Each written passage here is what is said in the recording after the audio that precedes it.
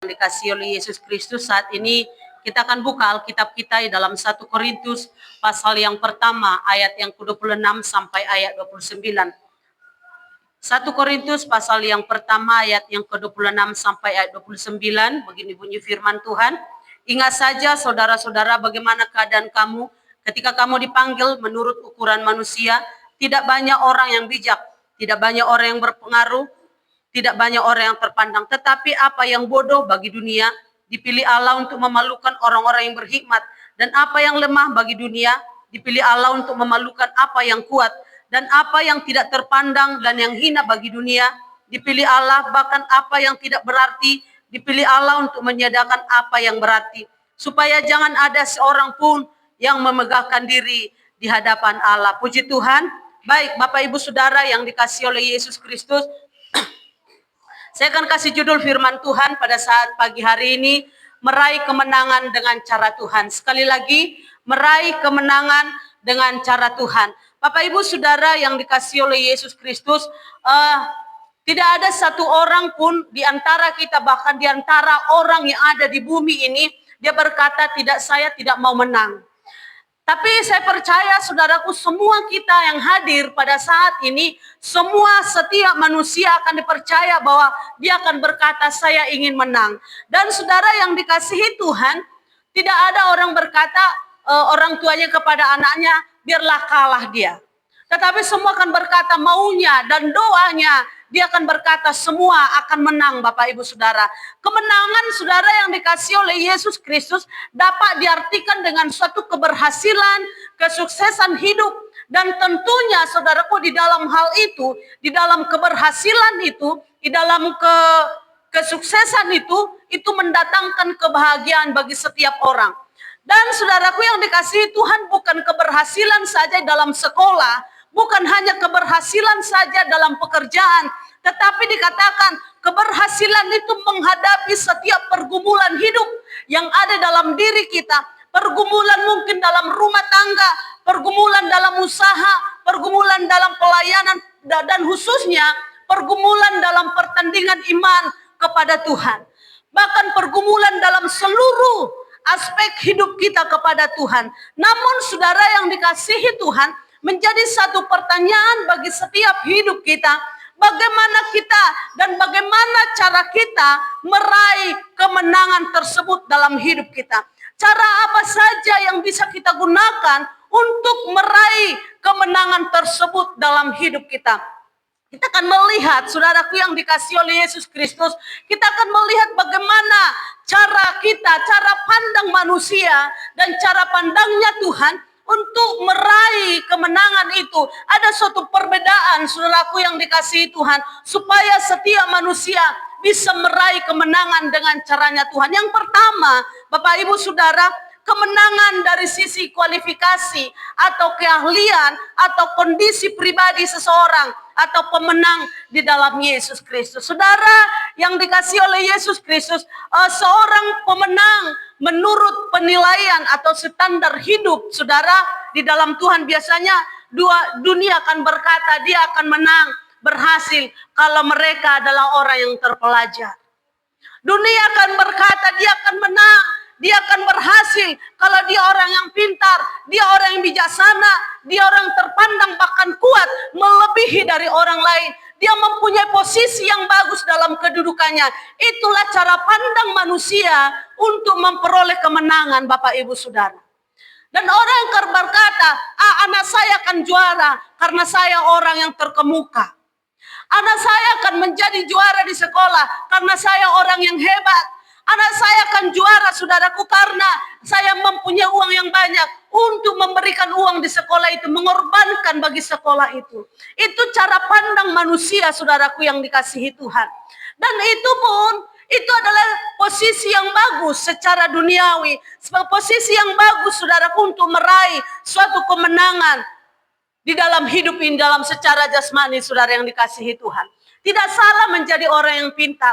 Tidak salah orang yang menjadi, saudaraku, terpandang. Itu sangat bagus. Tetapi cara pandangnya Tuhan sangat berbeda. Dalam 1 Korintus pasal 1 ayat 26 sampai 29, saudara yang dikasihi Tuhan, dikatakan tadi, Saudara-saudara, ingatlah bagaimana keadaan kamu ketika kamu dipanggil oleh Tuhan. Menurut ukuran manusia, saudara yang dikasihi Tuhan, tidak banyak orang yang bijak. Menurut ukuran manusia, tidak banyak orang yang berpengaruh, tidak banyak orang yang terpandang. Itu hanya seberapa saja. Tetapi saudaraku yang dikasihi Tuhan, dikatakan dalam ayat ini, dikatakan tadi, apa yang bodoh bagi dunia, dipilih Allah mempermalukan orang-orang yang pintar. Dipilih Allah untuk memperlukan orang-orang yang berhikmat. Dan apa yang lemah bagi dunia, dipilih Allah untuk mempermalukan apa yang kuat. Bagi dunia, saudara yang dikasihi Tuhan, bahkan apa yang berarti. Apa yang berarti, saudaraku, dipilih Allah untuk meniadakan apa yang berarti bagi dunia ini. Yang tidak berarti dipilih Allah, Bapak Ibu Saudara. Mungkin kita akan berkata, untuk apa itu? Tetapi saudaraku yang dikasihi Tuhan, dikatakan dalam firman Allah, jangan seorang pun di antara manusia itu yang memegahkan diri karena dia hebat. Jangan seorang pun di antara manusia ini memegahkan diri karena dia terpandang. Jangan seorang pun di dunia ini berkata, Alkitab berkata memegahkan diri karena dia bijaksana, saudara yang dikasihi Tuhan. Menurut ukuran firman Allah, dikatakan semuanya itu, saudaraku, memang bagus, tetapi berbeda dengan cara pandangnya Tuhan. Kita akan lihat di dalam Mazmur pasal yang ke-20, Mazmur pasal yang ke-20, ayat yang ke-7. Mazmur pasal yang ke-20 ayat yang ke-7 berkata, sekarang aku tahu bahwa Tuhan memberi kemenangan kepada orang yang diurapinya dan menjawabnya dari sorganya yang kudus dengan kemenangan yang gilang gemilang oleh tangan kanannya. Saudara yang dikasihi oleh Yesus Kristus, dikatakan oleh Alkitab bahwa sekarang aku tahu, itu pemazmur, saudaraku berkata, Mazmur Daud berkata bahwa dia tahu Tuhanlah yang memberi kemenangan kepada orang-orang yang diurapinya. Orang-orang yang dipanggil oleh Tuhan. Ia menjawabnya dari surga yang kudus. Kemenangan gilang gemilang, saudaraku, di tangan kanannya. Dan saudara yang dikasihi oleh Yesus Kristus, kita akan memperhatikan di dalam ayat ini, mendapat faktor penentu seseorang meraih kemenangan, Bapak Ibu Saudara, adalah Tuhan. Mempunyai suatu kemenangan, saudaraku, itu karena Tuhan. Tuhanlah yang penentu dalam hidup kita. Mungkin kita berkata, saya bisa segala sesuatunya.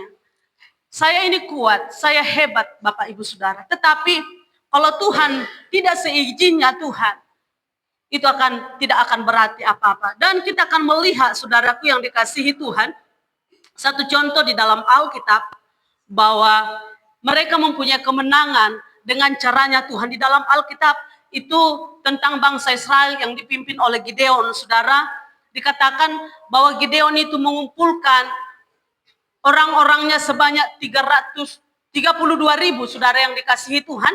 Tetapi bukan itu yang ditentukan oleh Tuhan Allah. Bukan sebanyak itu yang ditentukan oleh Tuhan untuk mendapat kemenangan untuk melawan bangsa yang lain.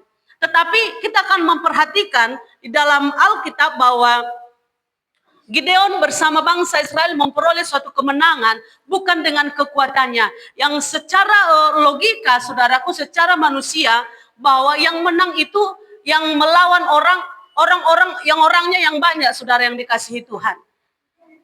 Kumpulannya yang banyak, tetapi beda dengan pandangan Tuhan. Beda dengan caranya Tuhan untuk memperoleh kemenangan, sampai Tuhan Allah berkata kepada Gideon, pilihlah. Ada beberapa kali pemilihan yang dilakukan, tetapi yang jatuhnya dari 32.000, saudara yang dikasihi Tuhan, sampai 300 orang, itulah yang dipilih oleh Tuhan Allah untuk melawan orang Filistin pada saat itu, sewaktu mereka mengadakan suatu peperangan, Bapak Ibu Saudara.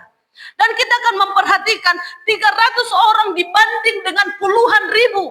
Mungkin yang 300 orang ini akan mengalami kekalahan. Tetapi cara pandangnya Tuhan berbeda dengan cara pandangnya manusia.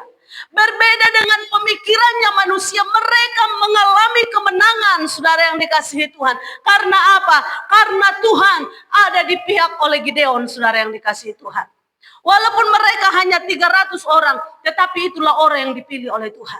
Kemungkinan secara mungkin kita akan memperhatikan bahwa kalau mereka ada 32.000 orang, mungkin mereka akan mengalami suatu kekalahan.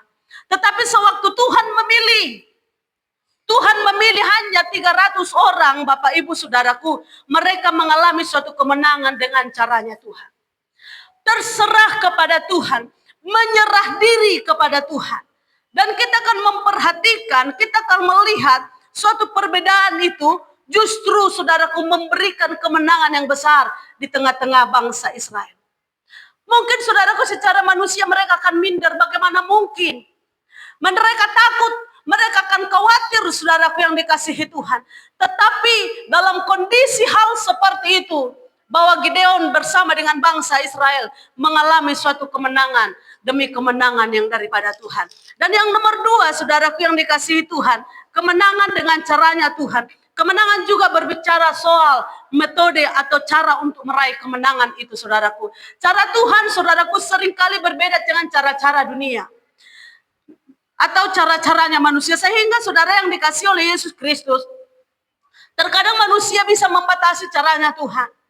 Kita manusia kan berkata, saya lebih hebat, saya lebih bisa, saya lebih boleh untuk melakukan ini. Tetapi saudaraku, itu caranya manusia.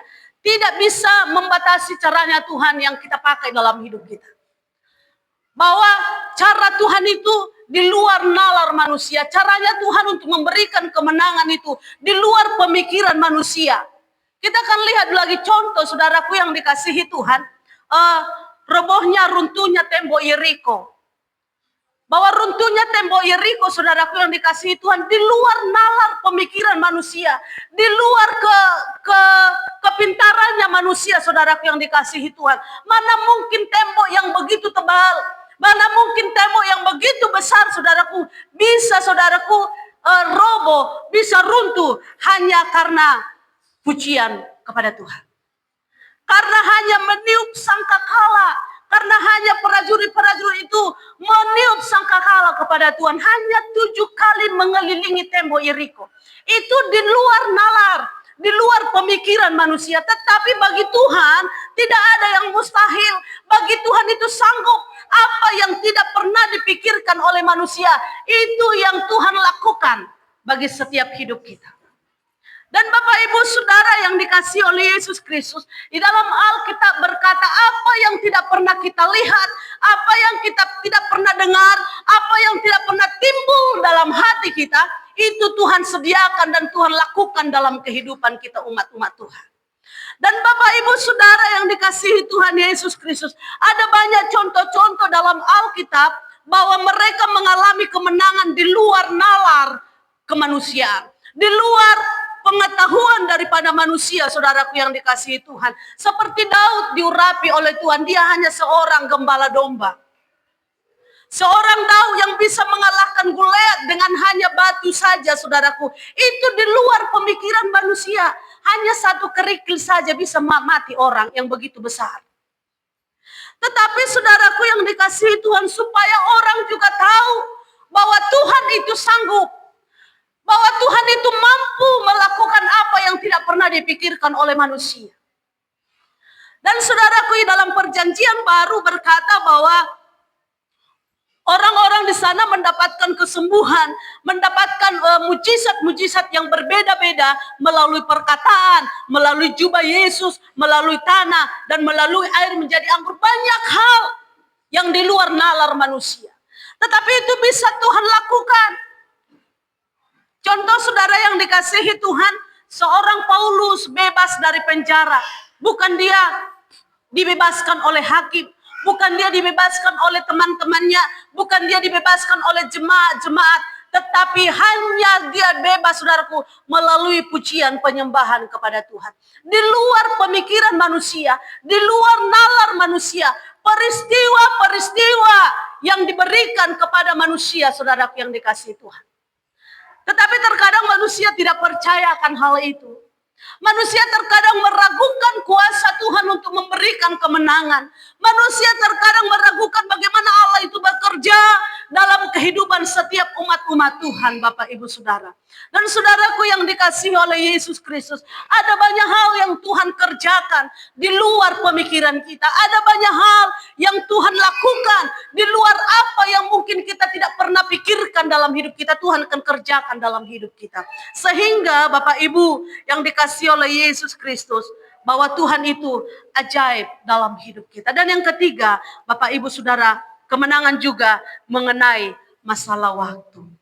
Kemenangan itu mungkin kita akan berkata hari ini tidak ada, besok tidak ada, dan mungkin lusa tidak ada, atau beberapa bulan ke depan tidak ada. Tetapi terdapat suatu perbedaan antara waktu meraih kemenangan dengan cara Tuhan dan dunia ini, Bapak Ibu Saudara.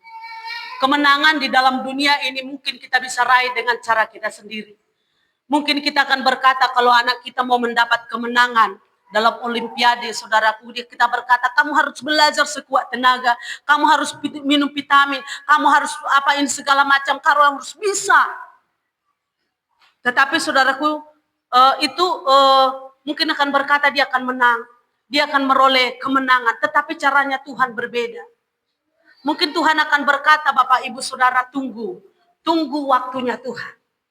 Kenapa Allah marah kepada Musa sewaktu dia memukul batu yang mengeluarkan air, saudaraku yang dikasihi Tuhan? Karena dia tidak menunggu waktunya Tuhan. Musa tidak menunggu caranya Tuhan. Tuhan hanya mengatakan menunggu, tetapi dia tidak menunggu waktunya Tuhan. Bapak Ibu Saudara, terkadang kita umat-umat Tuhan tidak sabar untuk menunggu waktunya Tuhan. Tidak sabar kapan Tuhan berkarya, berkehendak dalam kehidupan kita, Bapak Ibu Saudara. Kapan kita meroleh kemenangan itu, Bapak Ibu Saudara yang dikasihi Tuhan. Bahwa untuk memperoleh kemenangan di dalam Tuhan perlu dengan hati yang sabar kepada Tuhan. Seperti dalam Alkitab, Abraham, Musa, Israel, Yusuf, Daud, Ayub, dan lain-lain. Mereka hanya menunggu waktunya Tuhan. Mereka hanya menunggu caranya Tuhan melakukan setiap perkara-perkara yang luar biasa. Dan Bapak Ibu Saudara yang dikasihi oleh Yesus Kristus, saat pagi hari ini kita percaya bahwa Tuhan akan senantiasa berkarya di luar pemikiran kita. Mungkin engkau berkata, saya akan berhasil melalui kekuatan saya. Tanpa Tuhan itu akan sia-sia, Bapak Ibu Saudara yang dikasihi Tuhan. Tanpa Tuhan itu tidak akan berarti apa-apa. Itulah sebabnya Bapak Ibu Saudara yang dikasihi Tuhan, firman Tuhan tadi berkata, apa yang kita miliki, apa yang kita punyai sampai saat ini, tidak boleh kita bermegah dalam hal itu. Dan ingat Bapak Ibu Saudara, kemenangan, keberhasilan saudaraku itu hanya pemberian Allah. Keberhasilan kita, kemenangan kita itu hanya pemberian Allah. Kalau Tuhan ambil dari hidup kita, Bapak Ibu Saudara, mau bilang apa? Tetapi melalui firman Tuhan pada saat pagi hari ini, Bapak Ibu Saudara yang dikasihi Tuhan, mari kita meraih kemenangan, keberhasilan itu dengan caranya Tuhan dalam hidup kita. Mungkin engkau berkata, saya capek menunggu waktunya Tuhan. Saya capek untuk Tuhan berkarya dalam hidup kita. Dikatakan dalam pengkhotbah, saudaraku yang kasih Tuhan, segala sesuatunya ada waktunya. Dalam pengkhotbah berkata bahwa segala sesuatu ada waktunya Tuhan. Dan saat ini kalau kita percaya bahwa waktunya Tuhan waktu yang terbaik dalam hidup kita. Dan kita yakin bahwa Tuhan akan senantiasa lakukan yang terbaik dalam hidup kita. Amin.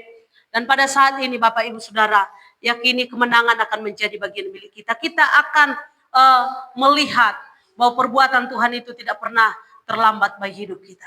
Mujizat Tuhan tidak pernah terlambat bagi kehidupan kita. Pengharapan yang pasti hanya ada dalam Tuhan. Itulah sebabnya di pagi hari ini kita akan belajar bagaimana Tuhan berkarya dalam hidup kita. Sampai sini firman Tuhan, kita sama-sama bangkit berdiri.